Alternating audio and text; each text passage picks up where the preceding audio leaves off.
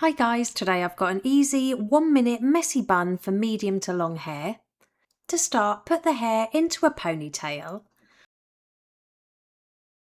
On the last turn of the elastic band, only bring it part way through to create a small loop.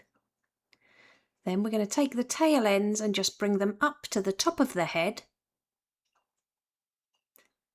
Next, add a clear elastic band to the very end of those tail ends, and we're going to make a hole and pop a couple of fingers through the hole. Twist your fingers back round to the front, grab the loop and bring those ends over the top of the loop. Then use your fingers to gently pinch and pull every loop and twist of this bun for some more volume, and secure all the way around the outside with as many bobby pins as needed.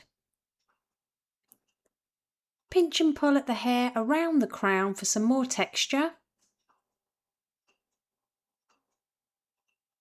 And it really is that easy. Here's the finished look. If you liked it, please give it a thumbs up and don't forget to subscribe for more tutorials.